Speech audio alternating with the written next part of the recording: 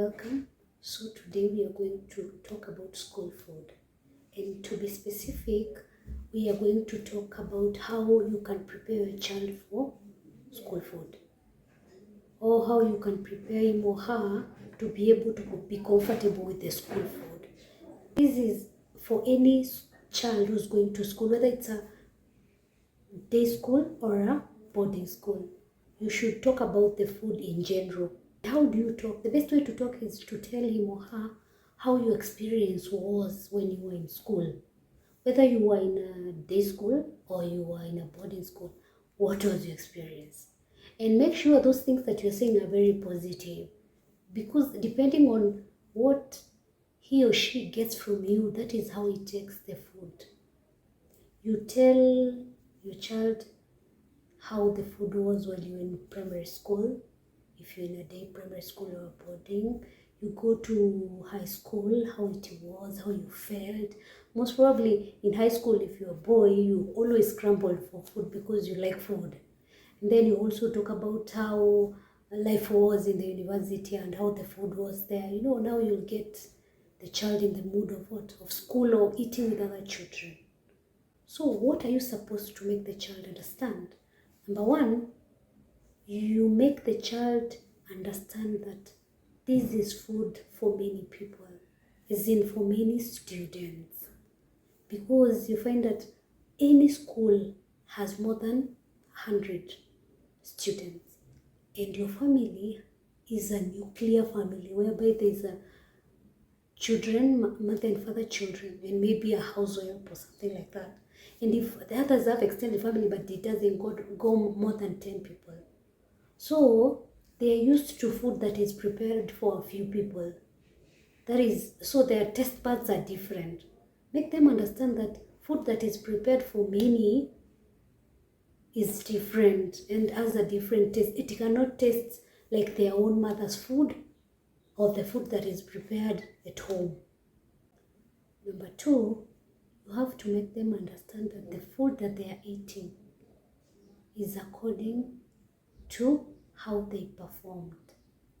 Make them understand that the food that they will have is according to the school that they were admitted to.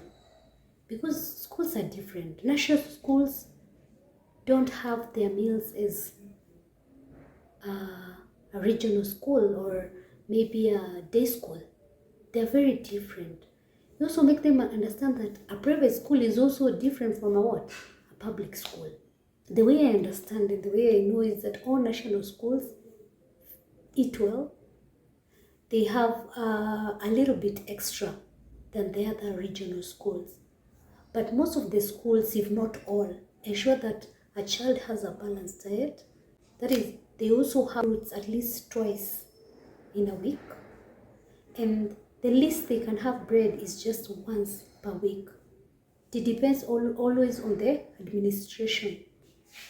It also depends on the times, because if it's during hard times, remember that the ingredients are being bought at a higher price. Therefore, whatever is available is what will be cooked, depending on what? On the stakeholders involved. You also make them understand that if you were the parent and you had, maybe you were affluent enough, you could have taken them to that school. Is it a group of schools or those schools whereby they feed, I don't know, they feed different kinds and they have a chef. So it also depends on the parents. It's not only the child. It also depends on the parent. Because if you could take the child to Kenton or you could take the child to Brookhouse, they feed so different from Alliance or any other regional school. So it also depends with who? The parent. So make them understand that. Another point is that you should make them understand that the food that they will be given, because it is always on the secular, it is enough for them. It is enough for their growth, because that is ensured by the ministry that all schools provide enough food. Why do they sometimes feel that they want more or they want to go for the second helping? It's because they are growing. And remember, when these are teenagers, most of them, and others are also young, they're in primary school and they are growing. So if they are growing, they tend to always feed more than even their stomach is what their stomach can be able to handle. Or some of them are even, they want to go for second LP because their fellow student is doing so.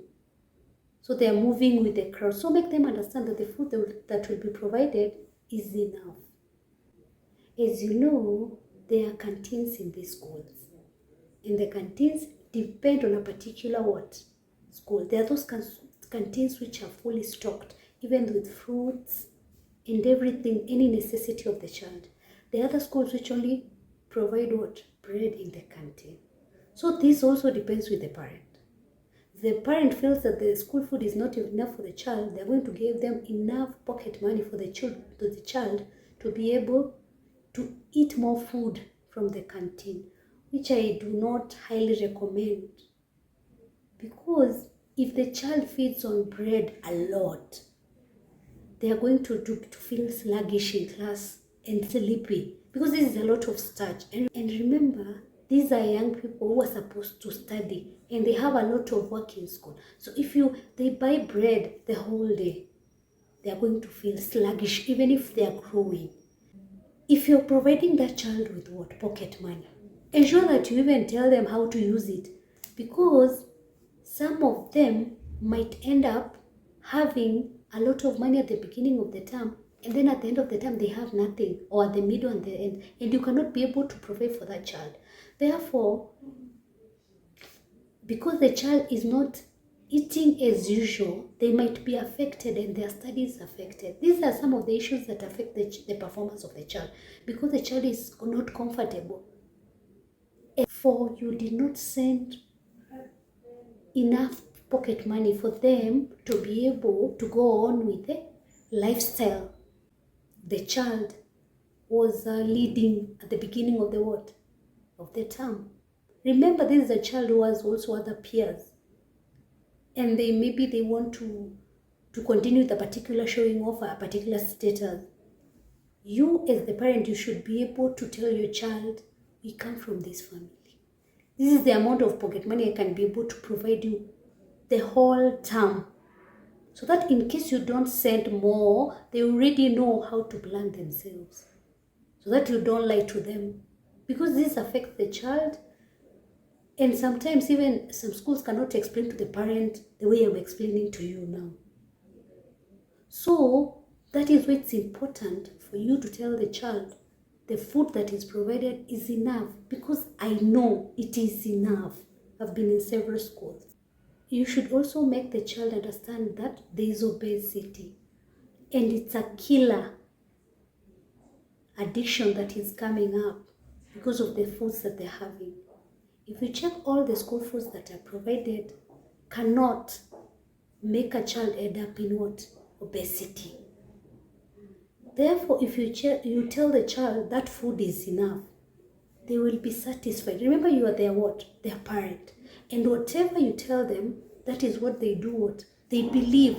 No matter what they hear from any other person, you are the only person that they trust most. So if you tell them that food is good, they will continue doing eating only that food. If you have any other thing you can tell a child before they go to school about school food, or you can tell us about school food during your schooling years, tell us in the comment section.